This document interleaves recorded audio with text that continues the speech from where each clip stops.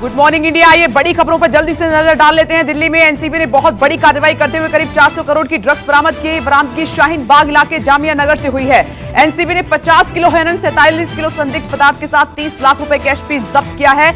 International drugs syndicate के एक शख्स को एनसीबी ने अरेस्ट भी किया है। बरामद ड्रग्स अफगानिस्तान से स्मगल कर लाई गई थी और 30 लाख कैश हवाला के जरिए आया था। दूसरी बड़ी खबर, दिल्ली में पकड़े गए ड्रग्स स्मगलरों के साथ आतंकी लिंक से जुड़े हो सकते हैं ये तार। इनके नारकोटिक्स कंट्रोल ब्यूरो चीफ के मुताबिक ड्रग्स तस्करों के तार पाकिस्तान, अफगानिस्तान और दुबई से जुड़े हो सकते हैं। मामले की जांच में अगर ये सच निकलता है तो आतंकियों के एक बड़े नेटवर्क का भंडाफोड़ होना तय है।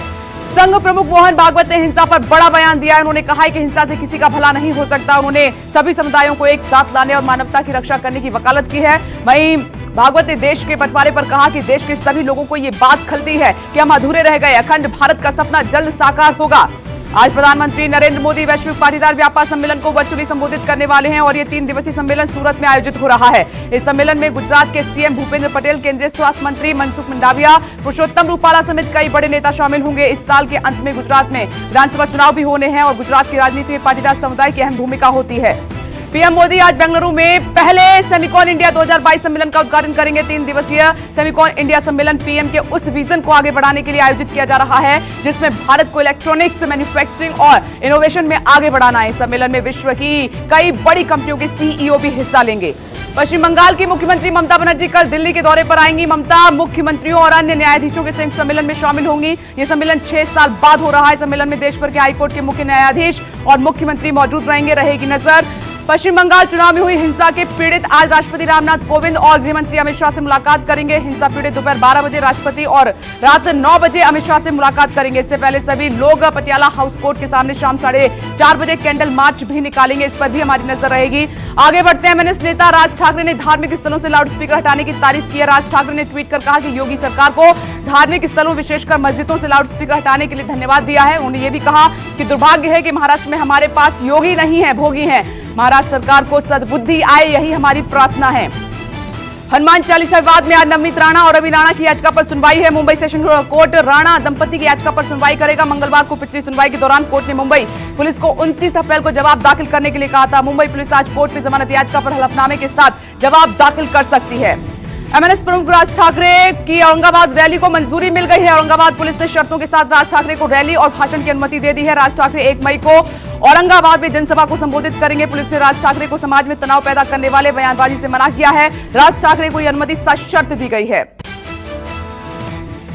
यूपी में बीएसपी और एसपी के बीच जुबानी जंग काफी तेज होती जा रही है। मायावती पर पहले समाजवादी पार्टी के राष्ट्रीय अध्यक्ष अखिलेश यादव ने तंज कसा और कहा कि अगर पिछली बार हुआ समाजवादी पार्टी और बहुजन समाज पार्टी का समझौता बना रहता तो मायावती प्रधानमंत्री बन सकती थी।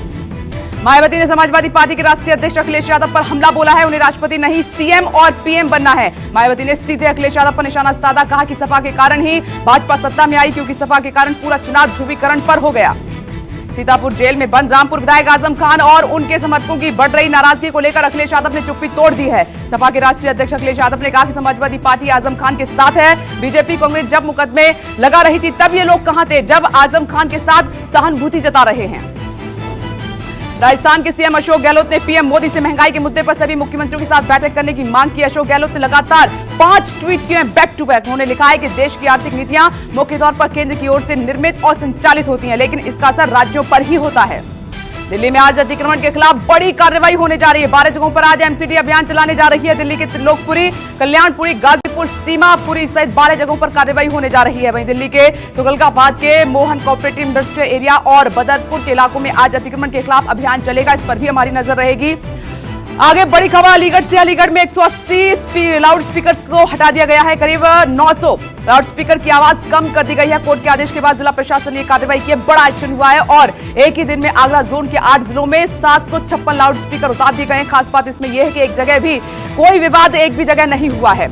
यूपी में आज से फ्री राशन वितरण का काम शुरू हो जाएगा और जिससे कि कई गरीब परिवारों को मदद मिलेगी। उत्तर प्रदेश सरकार और प्रधानमंत्री गरीब कल्याण अन्न योजना के तहत अंत्योदय व पात्र गृहस्थी कार्ड धारकों को अप्रैल महीने का मुफ्त वितरण आज से दिया जाएगा, जिसमें लाभार्थियों को 5 किलो गेहूं चावल के साथ दाल, नमक और रिफाइंड तेल भी मिलेगा। दिल्ली में 6 साल के अंतराल के बाद आज से 2 दिन तक उच्च न्यायालयों के मुख्य न्यायाधीशों का एक सम्मेलन और उसके बाद मुख्यमंत्रियों और मुख्य न्यायाधीशों का संयुक्त सम्मेलन आयोजित किया जाएगा। भारत के चीफ जस्टिस एनवी रमन्ना और आज उच्च न्यायालयों के मुख्य न्यायाधीशों के 39वें सम्मेलन की अध्यक्षता करेंगे। आज एमपी बोर्ड के 10वीं और 12वीं के एक साथ नतीजे आएंगे। दोपहर 1 बजे बोर्ड परीक्षाओं के रिजल्ट घोषित कर दिए जाएंगे और एमपी बोर्ड रिजल्ट आधिकारिक वेबसाइट पर मिल सकते हैं। बच्चे वहां पर चेक कर सकते हैं और इसी वेबसाइट पर रिजल्ट को अपलोड कर दिया जाएगा। देश में कोरोना की चौथी लहर का खतरा लगातार बढ़ता जा रहा है। आज बच्चों के वैक्सीनेशन पर एनटीजीएआई की अहम बैठक होने जा रही है, जिसमें 5 साल से 12 साल के बच्चों के वैक्सीनेशन पर फैसला हो सकता है। इस बीच केंद्रीय स्वास्थ्य मंत्री मनसुख मंडाविया ने बच्चों का टीकाकरण शुरू करने के लिए स्वास्थ्य मंत्रालय एनटीजीएआई की सिफारिश का इंतजार करेगा।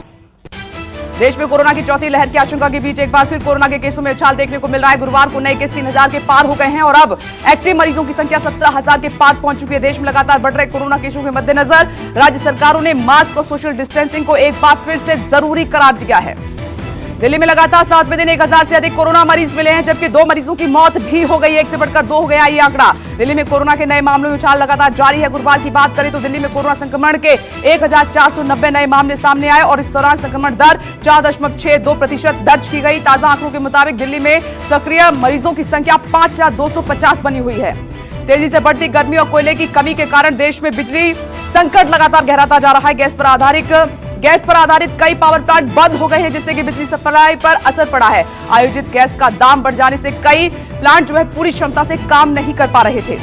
देश भर में बिजली कटौती जारी है। खबरों के मुताबिक सबसे अधिक आबादी वाले राज्य उत्तर प्रदेश में 3000 मेगावाट बिजली की कमी है। ऐसे में ग्रामीण क्षेत्रों और छोटे शहरों में बिजली कटौती लगातार की जा रही है। कश्मीर घाटी अपने सबसे बुरे बिजली संकट के दौर का सामना कर रही है। भीषण गर्मी के बीच मौसम विभाग ने 5 राज्यों के लिए ऑरेंज अलर्ट जारी कर दिया। राजस्थान, एमपी में अगले 5 दिन भीषण गर्मी पड़ेगी। यूपी, झारखंड, बंगाल और ओडिशा को कल के बाद गर्मी से राहत मिल सकती है, लेकिन पंजाब, हरियाणा, चंडीगढ़ और दिल्ली के लोगों को 1 मई तक भीषण गर्मी से कोई राहत मिलने का आसार नजर नहीं आ रहे हैं।